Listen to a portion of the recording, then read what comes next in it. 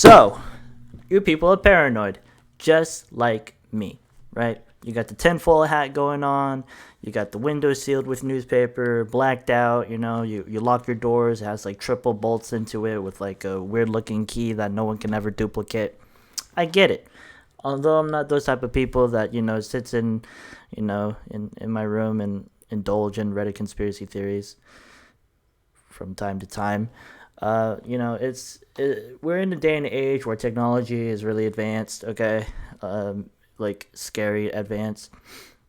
So we're gonna go over a website that I use personally for information gathering, or OSINT, passive reconnaissance for all of you very technological people. OSINT stands for Open Source Intelligence, right? So basically anything that's free that you can use. And we're going to be going over some cybersecurity hygiene, how to keep yourself safe from the internet and from real life stuff, right? For the website, I do advise people to only use this for educational purposes. Do not be doing this for any malicious intent, right? But other than that, like I said, we're going to be going over cybersecurity hygiene, how to protect yourself, and we'll just wrap it up from here, right? So let's get started.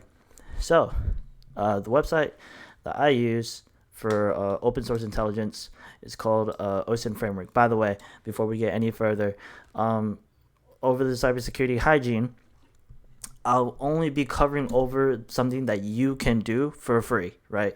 It's something that you can do for free. Anything further, you might need to get like life insurance and all that. Okay, we're not gonna do that. We're this resume and this YouTube resume is more for free stuff, free projects, right? We're not gonna be like, oh, you're gonna pay $5 for this, $10 for that, 200 for this. No, it's all gonna be free, okay? But I am not a professional. I would like to be, but I'm not, unfortunately. So I'll only go over the free stuff, right? And if you want to get into more paid stuff, feel free to look into those, right? So like life insurance, there's a couple programs like password managers that you have to pay for, but they're really good. Other stuff like what was that? Guard.io. Yeah, Guard.io. I heard that program's pretty good. I never paid for it. I never tried it, so I wouldn't know. But anyway, I'm rambling. But today's website, we're going to be talking about OSINT framework. And if you are trying to investigate anybody or anything, any domain, any DNS, any IP, any company, this is your little map that you'll be using. So you go ahead and click on the bubble right here, and you see like all these stuff, right? You got usernames, emails, domains. You have usernames right here, which is you know like Discord, Snapchat, Instagram. I think they have that in, I think, social networks. Yeah, right here. So you got LinkedIn, Facebook, Twitter. Let me see, instant messages. I think Skype, Snapchat. There you go. Kick. I don't think anyone uses that anymore, to be honest. Yik Yak. I never heard of that one before, but it's probably because I'm living under a rock. Dating, kind of funny if you ask me. I've heard of that one. I heard of Badoo Meetup. I've heard of that one. Man, I mean, Farmers Only. Holy smokes, I got Farmers Only. You don't know, farmersonly.com. No? Okay. But, pretty good stuff here. They do have, like, other stuff that, like, goes into, like, real, deep stuff, which I will not be going over. I won't click on these, but if you want to, if you're curious, sure. Malicious file analysis. Malicious file analysis, I think it's really cool. You have like tools to detect if there's any files that are malicious, exploit adversaries. Those are pretty cool. Okay, so if you're like trying to investigate any company or like any person, which I highly advise you don't do, for free, you can use OSINT framework. It's amazing.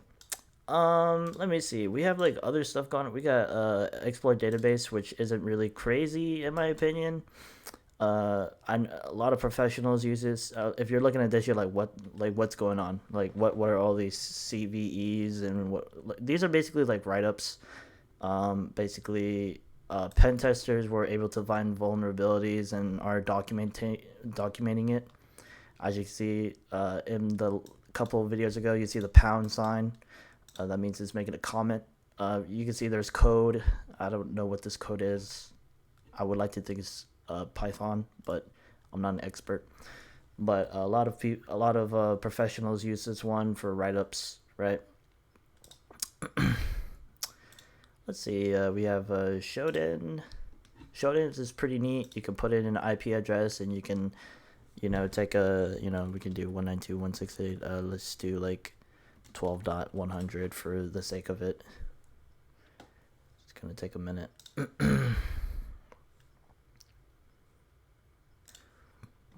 Excuse me. Now you can see we got a couple of IPs. Not the one that I put in, but there's a couple of IPs here. 41 total results. Very cool stuff, in my opinion. You can okay, there's the device, but you can take a look at these IPs, be like, oh my goodness, if you're like a beginner, you can kind of go through this. I kind of don't have a reason to use this yet. Not yet, anyway. Maybe later on when I do more Hack the Box or try Hack Me's, I should be able to use this a little bit more. But probably not, because all of their rooms comes from the CLI or the terminal prompt. There I am. That's pretty cool. The command prompt right here, and this is a cybersecurity hygiene list. I'll go more into depth of it, right? But yeah, so those are like the free open source software websites that you can use. Now, running out of breath because I'm talking so fast.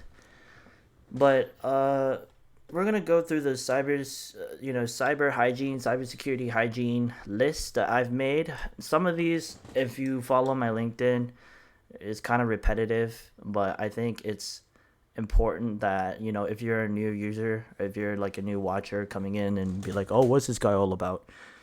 I should probably tell you some of the basics, right? It kind of baffles me that some people don't have the basics, and I mean like pure basics, right? Like using Notepad as their password managers, or like using the same passwords, or using passwords that they're familiar with, like their dog's name, the year that they're born, their mother's maiden name, where they're, what year they graduated. It's kind of crazy. I'm not here to bash people who do that, okay? I understand. Like, you want to remember all of your passwords. I used to be the same way, okay? I used to, have, random names, but they're all, one word, and it's all the things I like. So, cookies and cookie brownie milk cereal 123 type of passwords, no salt and pepper. So what that means, salt's in the front, pepper's in the back. You add little texts, little numbers. So you do like something like this. I'm giving a rough representation. So there's your salt, and then you put password right here, and then pepper, you do I don't know, like that. So that's salt and pepper, right? I can be more in depth with the salt and pepper, but it's when you read about it, it's a little bit self-explanatory. So let's say everybody has the same word of password. Let's say their password is dragon, right? For example, you're gonna add pepper, which is in the back, right? So you can do this, and then the next person is gonna be like this, and the next person is gonna be like this, and adding stuff in the front. That's salt and pepper, right? So okay, so cybersecurity hygiene. Number one, use a password manager. Okay, I don't see an issue using a password manager in your browser, but the thing is, it kind of I have a problem with accounts. It pops up just a password and not the username. Maybe I didn't set it up right. I don't know, but I have a password manager that I personally use. It's called Bitwarden. Okay, very cool stuff. What you do, right? So you can basically put in, let's say a name. So let's just do Kenny, and then the password. Now the password feature is actually kind of cool, right? So if you click this button right here, you can generate a new password. Now you get a string of text, but you have an options right here. You can give the length, which is really cool. Okay, you can put special characters right here, which is very, very cool. Avoid ambiguous characters. Yep, minimal space, special characters, numbers, all that. But what I recommend is using the passphrase, right? And then setting a separator, right? So your separator could be like an underscore, like that, or it can be like, I don't know, maybe, yeah, like a dash, right? You have a better time using a passphrase than a password. Now, the reason why I say that is when you look into password cracking and you use some hackers, they have like some ways of cracking passwords. There's like the spray tactic, brute forcing tactic, online brute forcing tactic, offline. Ideally, it's going to be offline, but if they're like ballsy enough, they'll do online, but I highly doubt it. But using a brute force attack requires a lot of GPU and graphic process unit. I think that's, don't quote me on that, but basically using the graphics card of your computer, and then you can generate like hundreds of characters, like in light speed basically. So I highly recommend use like a passphrase, okay, instead of a password, because with a password, even though this is basically uncrackable. Let's say you have like 10 character, let's just, yeah, like 10 characters, right? You're gonna get hacked. I hate to tell you, but you're gonna get hacked. Now, if they don't have like, this password is gonna get hacked in like 1 minute if you have like 20 GPU setup with 4090s, but I highly doubt it. Well, I mean, sometimes you can't do 128 password because you might have like a binary overflow or something like that. I don't know if I don't know if that's the term for it, but it'd be like, oh, your password's too big, make it smaller, right? And you make it smaller, but you feel kind of paranoid, just use a passphrase, use a passphrase. If it says the separator's not good, just do it different separator. You can include numbers as well and capitalization, which is very good. Capitalized letters you should probably use more because let's just say the letter B, lowercase b, is like a 0. A capital B is like a 1, right? Or like a 2. It's gonna be different. So let me explain. Okay, so what we have right here is a MD5 hash generator, right? Okay, let's take this password, right? Let's take this password right here. We're gonna make this actually 2. Oh, I want 2. Give me 2. Oh, it only gives me 3. Okay, that's fine. We'll work with 3. So we have gauging speller donut, right? Okay. We're gonna go ahead and paste this, and we're gonna generate this hash, right? Okay, so we have two types of hash. We have the MD5, which is message digest, and then we have the standard SHA. Forgot the abbreviation. I'm so forgetful. I'm sorry, guys. But you have two different type of hashes. Now, why do I say capitalization like means a lot? Is, let's just say, okay, let's take this hash file, right? Let's copy this. Let's go back to our terminal. Let's just make a file called hash txt, and we also want a vim hash.txt, right? So we're gonna go ahead.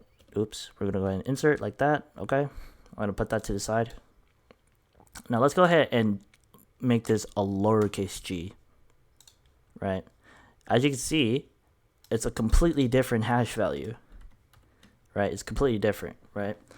Now, it's safe. It's a safer bet if you use capital letters and not in some words than lowercase letters in all of your passwords, right? So, incorporating capital letters is a good idea in my opinion, just for the randomness of passwords, right? So, definitely a good idea to have some randomness in your passwords. And let me just go ahead and close the terminal. But yes, this is Bitwarden. I highly vouch for them. I never have a problem with them. It's very basic, and they have, this is on Linux. I downloaded this in a Docker container, which technically I shouldn't, but I did it anyway because they have it on FlatHub. But they have it on Android, Apple.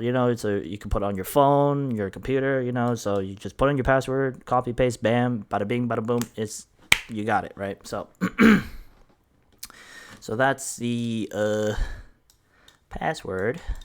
So let's do a cat and a Okay, so we already discussed the cyber hygiene. Next is two-factor authentication, right? Two-factor and multi-factor. Now, what's that? Basically, two-factor authentication is basically like a two-step process in order to log into your account. So let's say you have an account from Google, and it says, oh, enable two-factor authentication using your phone or email, and you're like, okay, fine, whatever, right? Make sure if your accounts gives you the ability to have two-factor authentication, you turn that on. Like, you do not want to have an account and do not turn that on. I do not care if your password is 128 character passwords. You want to have that on, okay? Like, no matter what, right? Now, multi-factor authentication, it means that like it takes multiple factors. So like who you are, what you know, where you are. I think those are the factors, but that's basically so. The phone that you use to multi-factor authenticate is what you have, and then the password's what you know, right? And then like biometric is what you are, right? So that's multi-factor authentication, right? I don't know if I said that right, but it makes sense in my head. Now, I highlighted do not use your phone number as part of your authentication, specifically your two-factor authentication.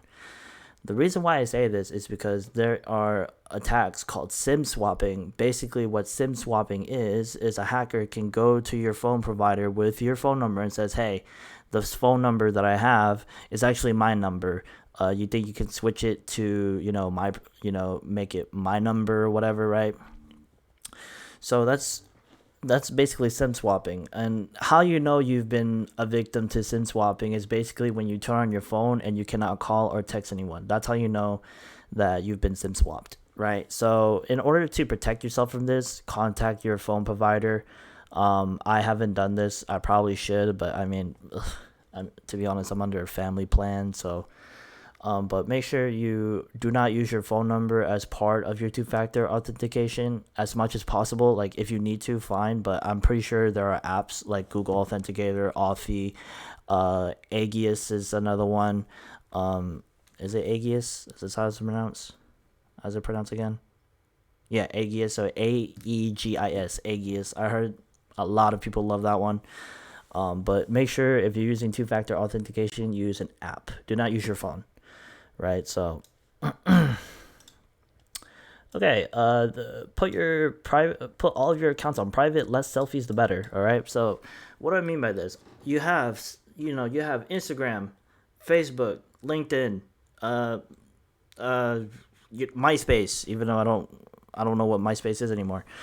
All those type of people can find your account using your name, and your account, all your pictures are like right there, right? So you have all these, and with today's technology such as AI, people can basically take your photos and they can do some outrageous stuff. Like if you go through the news and see what people can do with your photos, it's absolutely outrageous. Okay, oops.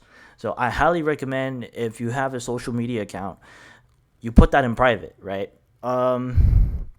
If you don't have it in private, okay, try not to take too much selfies. But hey, I don't control your life. I just tell you how to protect it. So less selfies the better.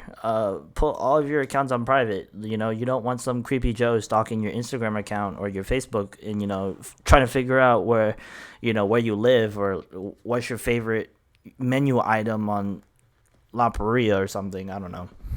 But if you have an account, make sure you put it on private, and less selfies the better. Do not give your phone number to randos or random strangers. We kind of talked about this when it comes to two-factor authentication. You can get SIM swapped. Other things that you can do with phone numbers, you could do reverse phone lookup. In the OSINT framework, they do have an option. They do have a website for users to actually reverse look up the phone numbers who previously had it. Now the worst part about of giving out phone numbers is that you can actually you can connect through previous owners, and then they can actually find where you live, right? So I did a search on my name, and the amount of results that comes back is absolutely astonishing. Like, I was flabbergasted. Okay, so do not give out your phones to random strangers. Also, phone numbers have the power to connect you to other people through social media. What do I mean by this? For people who have Snapchat, right? You know, when you put your number in Snapchat to verify your account and all that, you notice how every time you put in a new phone number, a new user pops up, right? So this happens to me a good amount of times where I put in my phone number and then someone else like gives me their phone number and I put it in, and then next thing you know, oh, this person is in your contacts, and I found their Snapchat or your Instagram or TikTok even. Like, it's kind of scary. Okay, like, I don't know about you guys. Some of you people might think it's cool. It's like, oh my goodness, they're on social media. I think it's kind of creepy. Okay, like, you don't even have to try to find them, and they're already like they're already in your recommendations. That's kind of creepy if you ask me, right? So don't give your number out to random strangers. Same thing for emails. Don't give your email. Okay, like, especially your personal email, because the amount of damage that can happen to you is astonishing. I promise you. If you're gonna use if you're gonna give out your email, make sure it's a business email. Just not personal, right? Okay. If you're not using it, turn it off, right? One of my mentors back when I was a teaching assistant said something very clever. If you're not using it, turn it off. What does that mean? If you're out in Timbuktu, right, and you're up in the mountains and your Wi-Fi is on, you got to turn that thing off, because you have no idea. If you turn that on and you see like a wireless access point, and you press that Wi-Fi connection, and all of a sudden your bank statements and your bank accounts have been stolen, is because Timbuktu doesn't have Wi-Fi. Okay, someone else is using their 5G network and using hotspot and able to take advantage of you by needing Wi-Fi in order to log into Instagram to take a selfie on top of Timbuktu, and next thing you know, all of your bank statements, your social media, your social security number, like, it's all been stolen, right? So if you're not using it, turn it off. Same thing for Bluetooth. If you guys been keeping up with the latest attacks, Flipper Zero, which is the device I've had, which is actually over there, so I can't show you. But the Flipper Zero, the little small Tamagotchi device, it has a little script now where it can deploy a denial of service attack. Technically, basically, you turn on Bluetooth and then you enable the script. The script will now pop up specifically for Apple. It'll pop up like, oh, AirPod Pro Max or AirPod Pros, or connecting, and whenever you try to exit it, you just can't, because of Bluetooth is on, and it keeps sending the attacks over and over and over again, right? So it's annoying. I've never done it. I don't want to, but I know it's annoying, right? So if you're not using it, turn it off. Okay, Wi-Fi, Bluetooth. Like I said, if you're not using it, turn it off. Right. Number 6, aliases. Now, this is just my, paranoia oozing out of my personality, out of my body. Okay. It's a good idea to use an alias if you're paranoid, such as I am, or I don't know, if you go out in public and you don't feel comfortable with someone, you meet someone at a bar and they're kind of a creep, and you don't want to give them your real name. Using an alias is kind of a good idea, in my opinion. Reason why I say alias is a good idea is because you can do a reverse lookup on someone's actual name. So if I have your first and last name, I can do a little bit of research on you. I can find out where you live, your emails, your phone numbers. That is if they're on record, right? Now, that if it's on record, I can find it. But if it's in the dark web, I'm not even gonna bother. I'm not crazy, I swear. But aliases is a good idea. Now, when it comes to people that you might be involved with, so coworkers or bosses, or applying for a job, you can use your real name. But if it's people you don't know, you met someone at a party, you can use an alias, right? But this is just my paranoia oozing out, right? So aliases. Number 7, Geolocation. Turn off your location when you're not using it, right? um, so geolocation, what's that? Whenever you take a selfie or a picture on Instagram or on Snapchat, it will be on a map, basically saying that you're there at that moment, right? And if you take a picture on Instagram, it'll tell you like where you are or what restaurant you're in, right? So I highly recommend you turn it off, mainly because you don't want people understanding who you are and knowing where you go, right? So you wanna keep a low profile if you're like a high target or like if you're paranoid. Turning off your geolocation when it comes to taking selfies. Even Apple has this, by the way. I forgot to mention Apple. Whenever you take a photo on Apple, like when you use their camera on Apple, it actually pinpoints where you took the photo, which is completely scary if you ask me. Also, turn off your location, right? If you're not using it, if you're not using Google Maps, if you're not using Apple Maps, if you're not using Waze or whatever, just turn it off, right? You don't want people to find where you are, and you don't. And same thing when it comes to like your home network. If you're not using maps on your home network, just turn it off because ads and whatever. So you know, turn off your geolocation. Try not to get stalked, but yeah. Last but not least, Wi-Fi host credentials. What is that? I'm glad you asked. Whenever you have a new Wi-Fi modem, in order for you to access it, you need to be able to know the IP address of your local host, right? Which is what it's called, by the way, your local host. You can go to your web browser and type in the IP of it, right? Or you can do like localhost, right? And it'll send you through the AT&T, Verizon, Spectrum prompt or whatever dashboard. And you see all this cool stuff. Like you see how many devices are in your network, what kind of bandwidth you can give, can you remove a device, right? Restrict the device, or like changing the passwords and all that stuff. It's very cool stuff. But in order for you to log in, you got to use the credentials, right? But when it comes to different types of modems, the default credentials is either admin or admin password or admin password 123, or something in between those lines, right? I do run into cases where I've actually been able to access people's home network by using those default credentials. So if you are inviting guests over and they have that ability to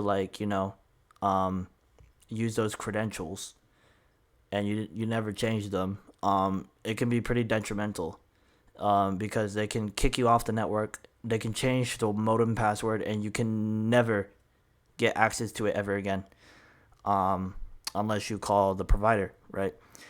So whenever you get a new Wi-Fi modem, make sure you change the password to it, right? You see, there's a pattern to everyday lifestyle, locations and passwords.